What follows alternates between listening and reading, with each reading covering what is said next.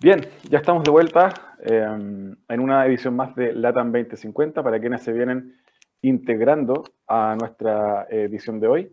Vamos a estar conversando sobre innovación, universidades, educación. En esta oportunidad nos acompaña Anil Sarangani, director de innovación en la Universidad de los Andes. Bienvenido, Anil. Hola Ángel, muchas gracias por la invitación. Bien, siempre comentamos un poquito de la historia de la biografía del invitado, así que te invito a que nos puedas comentar un poquito de ti, para que te vayamos conociendo y la gente en sus casas nos vaya también conociendo mejor.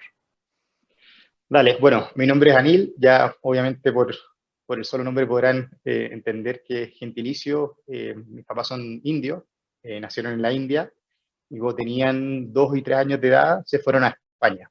Ellos se criaron en España y yo y mi hermano nacimos en España, específicamente en las Islas Canarias, y vinimos a Chile en el año 94, al Mundial de Italia. Teníamos 14 años, yo por lo menos, y mi hermano tenía 12. Después hice toda mi enseñanza media acá en Chile, soy biólogo de formación, científico, estudié en la Católica, y después hice un magíster en bioquímica y un doctorado en biomedicina, y ahí fue donde también decidimos seguir estudiando, y nos fuimos con mi actual señora a Estados Unidos a hacer un postdoctorado en células madre y otro en oncología, y estando en la parte más científica ya a cargo del laboratorio, pero la interrelación del laboratorio con las empresas farmacéuticas en San Diego, es donde decidí hacer mi MBA. Le hice aquí el MBA, la parte más de innovación y gestión. Y terminado el MBA, fue cuando me contrataron para hacerme cargo de un proyecto de innovación acá en la Universidad de los Andes, así que llevo acá desde el 2015. Es un poco la historia de vida que tengo. Anil, bueno, entiendo que también tuviste una pasada por Singularity. Estaba revisando. Cuéntanos un poquito de esa experiencia para quienes nos están viendo, no conocen tal vez que lo que es Singularity University. Cuéntanos un poquito de ello. Perfecto. A ver, Singularity University es una especie de universidad, no es una universidad formal, es lo primero que hay que aclarar, pero es una red de personas que se dedican a educar a futuros líderes en los temas y en las tecnologías, sobre todo, que van a dominar el mundo en los próximos años. Es un proceso de postulación donde uno envía su currículum, por qué quiere estar en esta red, y uno hace una pasantía. En mi caso fue un curso ejecutivo de una semana, donde estuvimos inmersos en la NASA, en el campus de la NASA, con distintos, digamos, profesores y coaches que son expertos en su área, desde biología, robótica, inteligencia artificial, impresión 3D, y nos fueron comentando estas tecnologías emergentes y cómo esas tecnologías van a afectar, obviamente, al desarrollo y a la vida de toda la sociedad. Vimos temas éticos, obviamente, temas legales.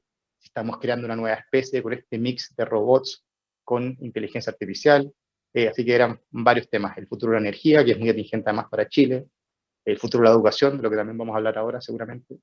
Así que fue una buena, digamos, una reeducación de lo que nos enseñó en la universidad, de cómo el mundo está cambiando con tecnologías emergentes y tecnologías exponenciales. Anil, de lo que te tocó ver, bueno, en España, también en tu pasada por Norteamérica, eh, y ya estando en Chile hace muchos años, siendo tal vez casi ya parte de mitad chileno, Sí. ¿cuál es tu análisis respecto de las matrices productivas latinoamericanas, nuestras economías en Latinoamérica? Se habla mucho y hemos hablado en este programa sobre la complejidad de la matriz productiva. Y, ¿cómo ves tú ese ámbito comparado, obviamente, con otros países dentro o fuera eh, de América, digamos? Sí, bueno, esto es un poco lo que siempre se dice, ¿verdad? Que Chile está aún enfocado en la extracción de materias primas, o sea, su matriz productiva. Somos un país muy eficiente. Hay gráficos que muestran que, por ejemplo, obviamente, y porque hemos tenido que competir con los mejores a nivel de exportación y crianza de salmones, somos top one. A nivel de industria maderera, somos top one. Para que decir de la industria del cobre, donde ahora estamos fuertemente beneficiados por el alza de la libra de cobre. Entonces somos un país de fuerte extracción de materias primas. Eh, no estoy tan de acuerdo que somos de tan poco valor agregado. Yo creo que hemos aprendido a darle mayor valor agregado a ciertas, digamos, indicaciones. Obviamente estamos en camino de ir mejorando. Se ha creado más una cultura de emprendimiento e innovación que ha pegado muy fuertemente a los emprendedores. Tenemos un mejor capital social para poder desarrollar esto, pero sí donde nos está costando más es con las empresas.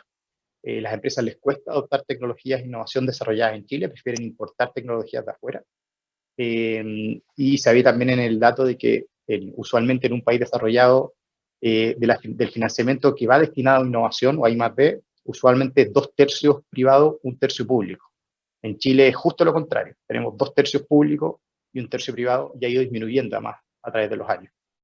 Entonces nos falta aún más mejorar el proceso de cómo involucramos al sector productivo privado dentro de este ecosistema de innovación. Diría que por ahí va un poco la mano y el desafío para los futuros años. En ese sentido, las universidades son un vehículo, tal vez, para el desarrollo. Se hablaba una época, o se habló en una época de la triple hélice, del vínculo entre universidades, empresas, emprendedores, sector público. En esa línea, ¿cuál es el rol, crees tú, que tiene la universidad hoy en Latinoamérica de cara a tener una matriz productiva un poco más compleja? Sí, a ver, las universidades son básicamente un conglomerado o un acopio de capital humano avanzado. Eso es la universidad. Es un lugar donde se reúnen distintas cabezas a pensar y donde se genera conocimiento. Ese debería ser el rol de siempre de la academia, generar conocimiento. Obviamente ese conocimiento idealmente tiene que ser aplicado. Uno aquí, como tú sabes, en la universidad existe la libertad de investigación, entonces cada investigador es libre de investigar en la materia que quiera, pero hemos visto cómo Chile requiere esta investigación que sea un poquito más aplicada. Y hemos tratado de esforzar en el ecosistema, ya sea con la creación del punto de vista del gobierno, de las OTL, la Oficina de Transferencia y Licenciamiento, la capacidad de empujar esa generación de conocimiento de las universidades hasta la sociedad. Lo que nosotros decimos siempre, del laboratorio al mercado. Y ese proceso es el que tenemos que impulsar de las universidades, de no solamente generar conocimiento que quede en los mismos actores que son los investigadores, y que les lean un par de papers sus competidores y que nadie más entienda cómo eso se puede aplicar al mundo real. Entonces, ¿cómo hacemos esa bajada de que esa investigación tenga un efecto real en beneficio de la sociedad?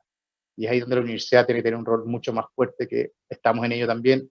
Esto obviamente en Estados Unidos, en Europa, se da por hecho, y las universidades se miden por ese impacto. En Chile el Sistema Nacional de Acreditación sigue midiendo por publicaciones, no necesariamente por impacto.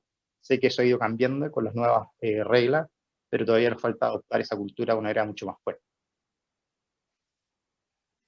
Anil, en ese sentido, y para entrar un poco en materia, obviamente que también la pandemia impacta y ha impactado en cómo las universidades también siguen operando, siguen ejecutando sus programas formativos y también se adaptan hacia los nuevos desafíos que vienen para las universidades y para los estudiantes post pandemia.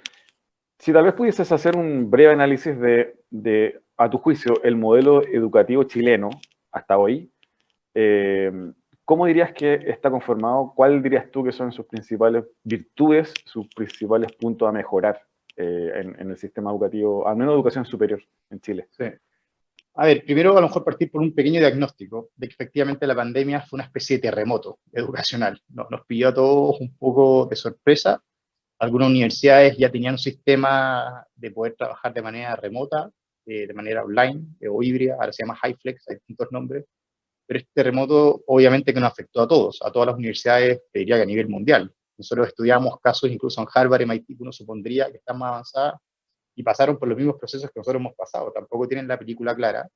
Van a haber nuevos competidores, por decirlo así, que son las grandes empresas, y es un tema que me apasiona, como Amazon y Google están creando sus propias universidades y hacen un poco de competencia a las universidades tradicionales, porque quieren a sus empleados formados en los temas que a ellos les interesan, de una manera mucho más rápida, mucho más aplicada, mucho más al hueso, con carreras más cortas, y obviamente ese terremoto educacional nos ha afectado a todos.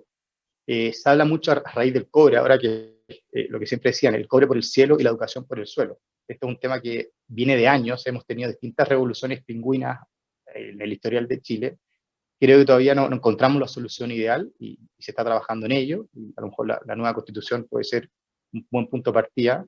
Pero el diagnóstico te diría que en Chile tenemos muy buena educación superior, tenemos muchas universidades para ser un país tan pequeño como Chile, y eso que ha generado que las generaciones que antiguamente no estudiaban en la universidad, que llegaban usualmente hasta el colegio, sean mucho más educadas, lo cual es muy bueno. Lo que sí me encantaría ahora es ver cómo reeducamos a eso, de todos los profesores, que creo que ahí está la base del cambio, porque si los profesores no se reeducan, no van a poder enseñar las nuevas digamos, tendencias que se nos vienen a nivel mundial. Así que eso a nivel nacional, por lo menos. En ese sentido, Anil, probablemente vamos a enfrentar también desafíos futuros post pandemia, como decíamos, en torno a la capacidad productiva de los trabajadores. En ese sentido, vi un gráfico hace un tiempo de la OECD en donde se indicaba que los niveles de capacidad para resolver problemas con cierta complejidad en adultos es muy baja. En Chile y bueno, en Latinoamérica más o menos pasa lo mismo. Hoy está también de moda este concepto del upskilling, del reskilling, de las habilidades, digamos, de las nuevas competencias que requieren las personas para operar en un mundo digital. ¿Cómo se hace cargo una universidad o las universidades de esta dolencia que es no tener habilidades cognitivas tan altas como tal vez ocurre en Singapur, por decir algo? ¿Cómo logran la universidad hacerse cargo de eso para poder revertirlo de cara a los desafíos futuros? Sí, súper buen punto. A ver, solamente un estudio que salió hace poco del World Economic Forum hablaba que el 54% de la población va a tener que actualizar sus conocimientos o adquirir nuevas habilidades, un poco en línea con lo que tú decías. Este es un informe que sale, se van a crear 2.000 millones de nuevos empleos, esto lo dice McKinsey. Entonces, el tema del relearning es muy importante, la reeducación, como tú mencionas. No sé si es una solución que esté solamente abocada a las universidades, diría que es un tema que tenemos que ver a nivel de todo el sistema de educación, partiendo por los colegios. Yo ahí quiero llevar un poco más la discusión. Obviamente las universidades tienen un rol preponderante, yo estoy representando ahí hoy una universidad, pero tiene que haber un cambio en la matriz educacional que afecte desde los más chicos. Mis niños acaban de entrar a kinder y piensa que el 65% de los trabajos de la gente que acaba de entrar a kinder todavía no lo conocemos. Entonces, ¿cómo formamos a alguien? ¿Cómo lo educamos si no tenemos idea en qué van a trabajar?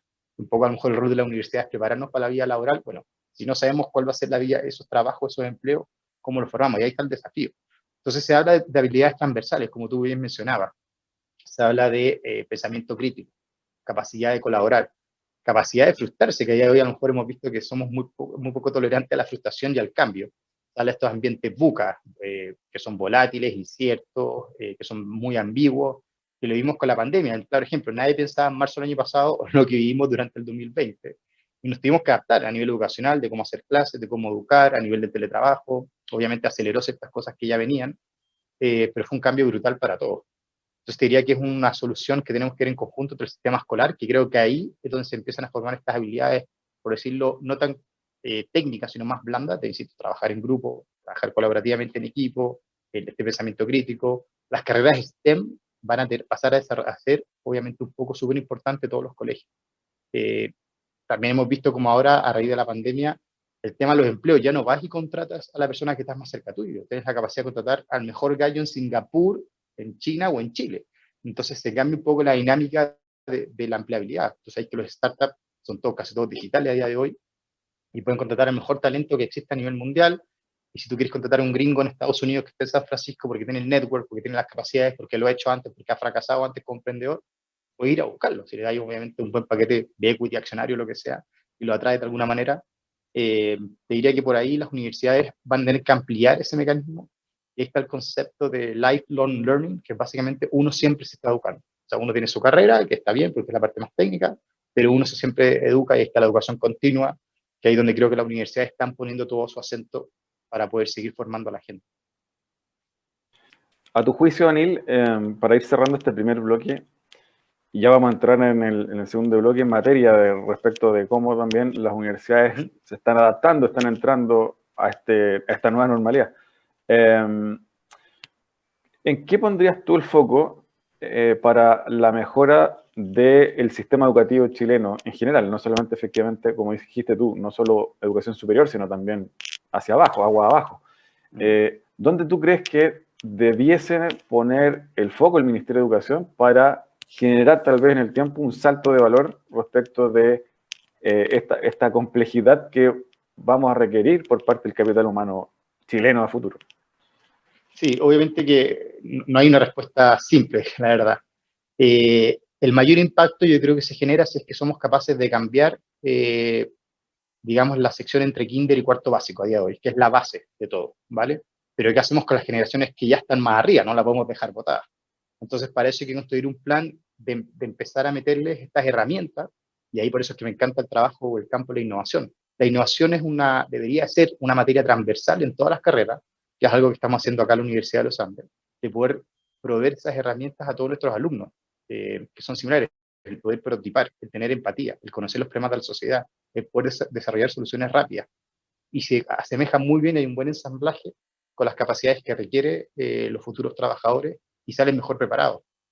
Hay un concepto que se llama A+S, que es aprendizaje más servicio, que seguramente lo conocen, donde los alumnos, y lo estamos haciendo también en la universidad, en los ramos de innovación, aprenden la parte teórica, después lo exponemos en este caso a fundaciones, y tienen que desarrollar conceptos súper aplicados, y además son alumnos de distintas carreras, lo cual creo que nunca se había hecho. Entonces, de manera multidisciplinaria, que es otro gran tema, logramos que esos alumnos lleven a cabo un proyecto para hacer algo beneficioso, en este caso para una fundación. Entonces, por ahí creo que va un poco el mecanismo de afectar a la base, de kinder y cuarto básico, pero sin dejar de lado a los otros programas. Existe un programa que es muy conocido y tiene más de 50 años, que es el programa británico del International Baccalaureate, el IB, que te hace trabajar de esa manera, de manera interdisciplinaria, con distintos compañeros, con distintos alumnos de distintos colegios, públicos, privados, de lo que se te ocurre, incluso de distintos países, y se forma esa capacidad de poder entre todos aprender a través de un proyecto. No es el profesor en el pizarrón y tú te memorizas las cosas, que era un poco la parte antigua que a nosotros nos tocó. Uno dice de vomitar la prueba o calentar la prueba el día anterior. Este es de aplicar los conceptos de manera mucho más aplicada en problemas reales. Y por ahí creo que tiene que ir el cambio del Ministerio de Educación, seguramente. Perfecto. Bueno, de esto también y otros temas vamos a estar conversando con Anil en el segundo bloque de nuestro programa de hoy. A la vuelta de esta breve canción, vamos a estar conversando sobre innovación, tecnología, universidades, educación y más. No se lo pierdan. Volvemos en unos minutos. Bien, ya estamos de vuelta con Anil, director de innovación de la Universidad de los Andes. Anil, hablemos un poco en este caso, qué están haciendo ustedes en la Universidad de los Andes en temas de innovación hoy, dónde está puesto el foco, cómo también están tomando el impacto de la pandemia para también hacerse cargo de estos desafíos que hablábamos en el primer bloque. Vale, a ver, como decía, yo creo que estamos un poco como varios, tratando de navegar estas nuevas aguas turbulentas. Además, sabiendo que, por ejemplo, en 1970, digamos que la economía se basaba en la agricultura, que era el 30%, y tú sabrás que se crearon los colegios, las escuelas, para un poco para educar a la gente en el campo, para que aprendieran a respetar horarios, y por eso teníamos los 2 meses de vacaciones en verano, para que pudieran ir a cosechar usualmente las cosas en el campo. A día de hoy, la economía tiene un 27, solamente de un 30% pasamos a un 3% de lo que tiene que ver con la economía basada en la agricultura. El resto es básicamente la industria y los servicios. Entonces, estamos claramente en la nueva era del conocimiento. Estamos pasando del trabajo manual, que era la agricultura, a un trabajo mucho más mental, que tiene que ver con temas de creatividad, construir sobre conocimiento previo y ir generando conocimiento mucho más aplicado para la sociedad. En base a eso, una de las cosas que estamos haciendo es, bueno, primero está el formato, que ahí es lo que seguramente es la primera pregunta que uno se hace. ¿Cuál es la mejor manera de hacer este tipo de mejorar o de implementar este tipo de enseñanza? Y hay distintas tecnologías que existen, de mejorar, hacer lo que se llama las salas híbridas, que tienen un componente tecnológico, estas cámaras robóticas que van siguiendo al profesor, con pizarras inteligentes que permiten desde la sala de clase que haya alumnos presenciales, si se quieren, o de las casas, que puedan seguir la clase con la misma calidad. Y ahí está el gran desafío, cómo disminuimos la brecha de la educación presencial versus la educación a distancia. Les diría que ha sido el gran objetivo de la universidad, porque un alumno, obviamente para nosotros, es igual si está en su casa o si está en la sala de clase. La calidad de servicio de la educación, que por eso nos destacamos en la universidad, tiene que ser el mismo. Entonces hemos tratado de equiparar la cancha. Obviamente ha tenido un proceso de mejora, hemos iterado distintos mecanismos, distintas tecnologías, y creo que a día de hoy sí tenemos salas bastante útiles y que los alumnos aprecian. La última encuesta que hicimos con los alumnos, la verdad es que salió bastante buena, y están contentos con la modalidad esta híbrida. Hay gente que le gusta más estar en su sala de clase porque obviamente en su casa no tienen la infraestructura, y una de las cosas que seguramente sabemos que la pandemia reveló es que no tienen la capacidad de tener un espacio tranquilo en su casa para estudiar. La conexión a internet, que tanto hemos mencionado, que es súper importante. Chile, a pesar de ser un país muy tecnológico, todavía requiere que esa brecha de conectividad mejore. se están haciendo los esfuerzos a nivel país. Tengo entendido que Elon Musk empezó a lanzar sus satélites hace poco también acá en Chile para poder conectar los puntos más remotos de nuestro país.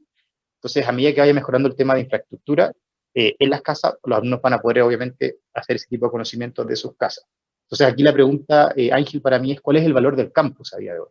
Si el conocimiento lo pueden aprender en YouTube, en Coursera, con programas online de la Universidad de los Andes, ¿por qué un alumno tiene que ir al campus? Y es donde está ahí la gran pregunta.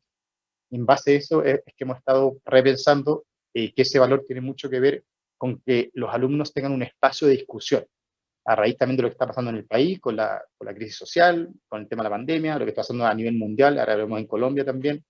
Necesitamos líderes que se suelen forjar en las universidades, que sean capaces de un poco respetar que alguien piense distinto y después debatir. Y esos espacios de debate, obviamente, hemos visto que por redes sociales no sirven, hay muchos fake news, muy poca información, y creemos que las universidades sí pueden ser estos centros de acopio, donde lleguen estos futuros líderes y tengan la capacidad de discusión, junto con los profesores que pueden conocer la parte más técnica, los alumnos y esta comunidad universitaria genera esta discusión en pos de políticas públicas, por ejemplo, o en pos de hacer mejores sugerencias para el país. Así que eso creo que debería ser el nuevo rol de las universidades. Volviendo también a lo que mencioné antes, el campus de Google seguramente pueda superar a un campo tan tradicional como el de Harvard, en términos de infraestructura, capacidad de reclutamiento de alumnos. Entonces, hemos visto como las grandes universidades a nivel mundial se están viendo un poco amenazadas, porque están estas grandes industrias, tipo Apple, que ya dominaron la industria tecnológica, pero que ven un mercado billonario en el ámbito de la educación y otro mercado billonario que es otro tema en el ámbito de la salud. Por eso es que hay una divergencia de las grandes plataformas tecnológicas hacia otras industrias, y en este caso la educación es uno muy importante. Sí, está interesante porque justamente también está de moda el tema de innovación abierta en las corporaciones. Y escuchaba una conversación en torno a que, por ejemplo, las universidades en el futuro también puedan hacer innovación abierta, vinculándose, por ejemplo, con una startup, como puede ser un futuro Khan Academy, ese modelo virtual que es bien interesante, se puede articular tal vez con una universidad tradicional y pueden ofrecer en conjunto programas formativos, o también se pueden abrir a vincularse con universidades más globales, tipo Harvard, MIT, Stanford, y pueden en conjunto crear programas localizados en territorios más cercanos, como puede ser el caso nuestro en Chile. ¿Cómo ves tú ese híbrido? Sí, lo veo. O sea, el tema de innovación abierta, como tú bien dices, usualmente se focalizaba más al tema de las empresas, de que las empresas se abrieran a la comunidad de startups de su región, de su país, para poder adquirir tecnologías o por lo menos ver qué es lo que estaba pasando en la industria. Pero a nivel de educación es algo muy interesante. Yo creo que ahí los departamentos de relaciones internacionales, usualmente de cada universidad, son las que tienen que liderar este proyecto, de buscar cuál es el aliado clave. Y como ahora todo se puede hacer virtual, podemos tener, ¿por qué no?, un diplomado de innovación o un máster de innovación dictado por profesores del MIT, de Harvard y obviamente la Universidad de los Andes, porque un poco es acercar la realidad latinoamericana. Y ese tipo de estructuras se está empezando a hacer.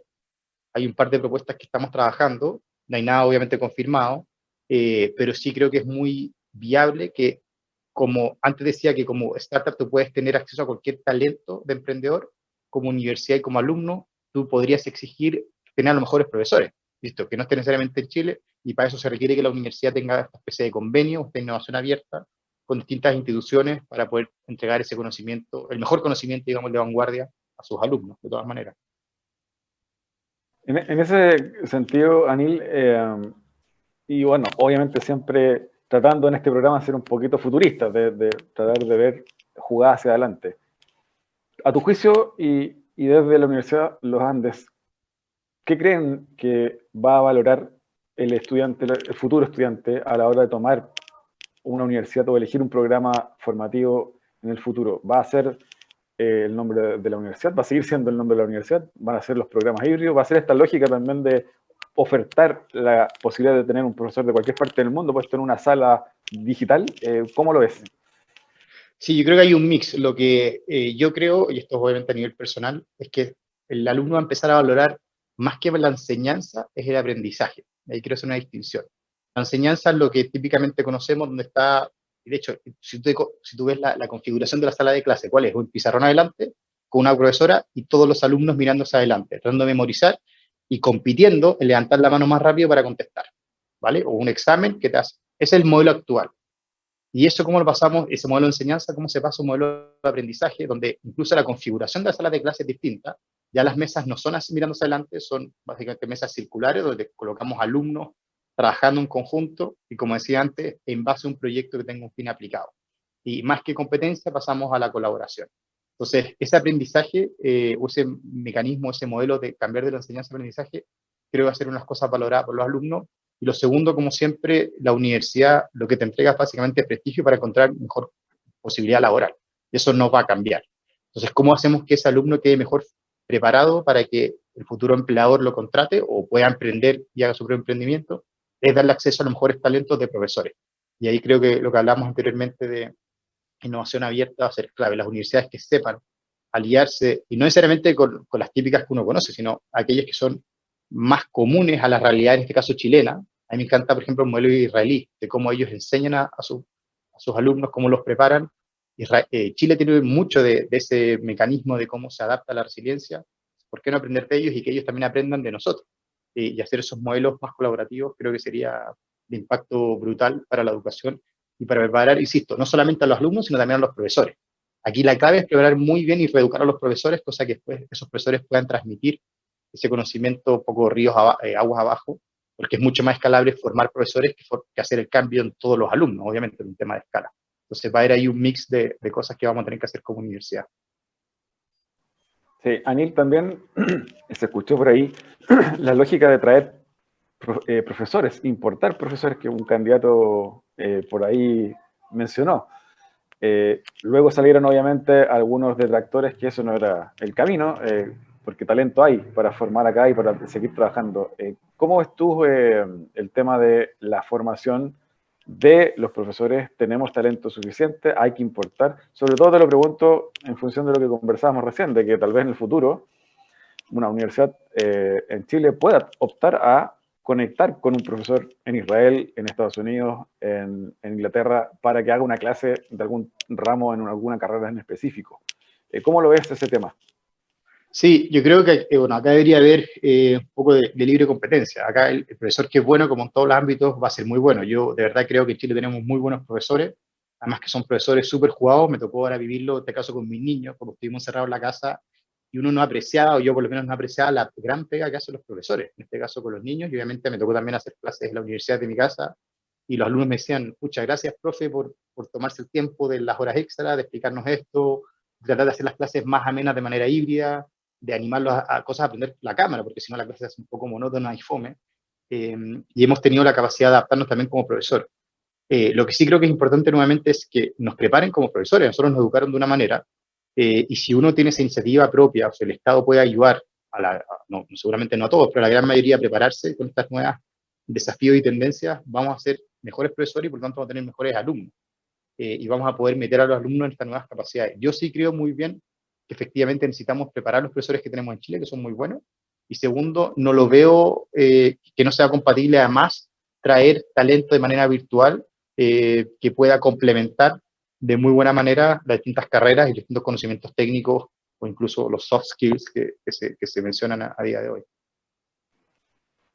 Daniel, para ir cerrando esta edición, cuéntanos un poquito tu visión respecto de cuáles crees tú que van a ser los campos en los que Chile, a través de sus sistemas educacionales, debiese poner el foco. Te lo pregunto porque, bueno, algunos hablan de energías renovables, minería sustentable, industria ligada obviamente a la pesca. ¿Dónde tú crees que Chile debiese poner las fichas pensando en producir, generar capital humano avanzado para lo que viene a nivel productivo los próximos 20, 30 años? Sí, yo creo que si hay algo que nos enseñó la pandemia es que la ciencia nunca miente. Y si tenéis buenos datos, podéis tomar mejores decisiones. Yo creo que el fortalecimiento de los programas de base científica deberían ser un pilar para Chile. Y dentro de eso, creo que hay un campo que se está explotando, que Chile creo que lo está haciendo bien, que es la inteligencia artificial. Se creó la primera política de inteligencia artificial, que creo que obviamente es perfeccionable, pero sí creo que este tipo de tecnología es transversal a todas las industrias, al sector de energía, al sector maderero, al sector del cobre, de cómo somos capaces de mejorar, porque básicamente todo esto va nuevamente en ser más competitivos, en mejorar la eficiencia. Entonces somos capaces de formar gente con un perfil científico, que sea capaz de analizar datos, que tome decisiones en base a los datos, que es un poco la gran enseñanza. Vamos a tener obviamente mejores profesionales para mejorar los rendimientos y la eficiencia de las empresas. Y ojalá que esto sea en base a la innovación, obviamente que el sueño seguramente tuyo y mío, que trabajamos en esta industria, de poder incentivar y acercar esto cada vez más a los colegios, las universidades y obviamente después en las empresas. Pero eso sería un poco el objetivo. Buenísimo. Anil, para despedirnos te quería pedir, como siempre lo hacemos en este programa, que nos recomiendes un libro que sea interesante para ti compartir. A ver, justo ahora me estoy leyendo un libro que lo encuentro muy bueno, que se llama Let My People Go Surfing, que es básicamente Deja que mi gente vaya a surfear. Este es el fundador de Patagonia, John Chouinard, que menciona él cómo fue su proceso de que estaba surfeando en California hasta que armó su empresa y ahora se dedica a un gran porcentaje de los materiales que lo ocupa, no solamente a ganar plata, que es una empresa que le da muy bien, sino que además a cuidar el medio ambiente. Que como tú hablabas antes de la triple hélice, de la academia, la industria y los emprendedores de la sociedad, se ha agregado ahora lo que se llama la cuádruple o la quíntuple hélice, donde está la sociedad y sobre todo que cuidemos un poco del planeta, por decirlo de alguna manera. Entonces, hacer siempre empresas sustentables. Y creo que Ivonne menciona muy bien cómo hay que hacerlo, cuál es el pensamiento detrás. Él tuvo muy buenas ofertas para vender su compañía años atrás, no lo quiso hacer, no quiso ser un productor más como los demás, cuida a sus empleados, o por lo menos lo que cuenta, cuida la materia prima, recicla mucho el material que la gente es capaz de devolver y hace ofertas, dona un porcentaje para cuidar el medio ambiente. Quiero tener un sistema de lo que es el futuro de las industrias que es bien interesante de analizar y discutir. Anil, bueno, te quiero agradecer el tiempo, gracias por recomendar el libro, gracias por la conversación también. Probablemente te invitemos durante el año, porque esto es noticia en desarrollo, cómo las universidades se están adaptando a la nueva normalidad, así que te agradezco el tiempo, te mando un abrazo, y bueno, nosotros vamos a una breve canción y ya estamos de vuelta para el cierre de LATAM 2050. Gracias a todos. No te quedes fuera. Conoce nuevas soluciones y tecnologías para PYME con Simón Oliveros, cada lunes y miércoles a las 14 horas en Conexión PYME. Somos Divoxradio.com.